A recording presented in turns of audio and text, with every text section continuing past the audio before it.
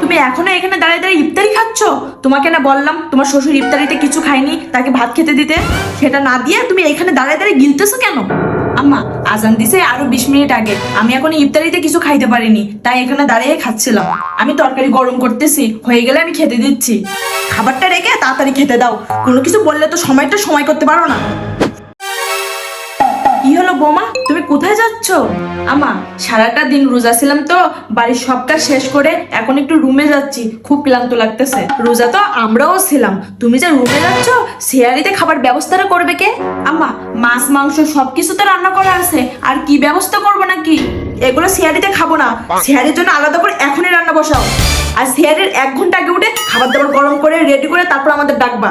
আচ্ছা আম্মা, আপনারা কি মনে করেন আমি মানুষ নাকি রোবট? সারাটা দিন রোজা রেখে সংসারে যাবতীয় কাজ করলাম, রান্না করলাম, ইফতার রেডি করলাম, এখন রাত 10টা বাজে, কাজ কাম শেষ করে একটু রুমে যাচ্ছি, এখন আপনি এসে বলতেছেন সিয়ারের জন্য রান্না করতে? আপনারা আমাকে মানুষ মনে করেন না নাকি? সারাটা দিন শুধু হুকুম করতে থাকেন। আমার তো মনে হয় আপনারা ছেলে বিয়ে দিয়ে বউ নিয়ে আসেন নাই, বাড়িতে দাসী নিয়ে আসছেন।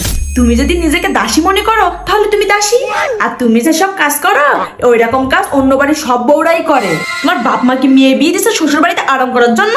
একটা কথা কান খুলে শুনে রাখো, যদি দাসীর মতন কাজ করতে পারো তাহলে এই বাড়িতে থাকবা, তা না হলে সোজা বাপের বাড়িতে চলে যাবা।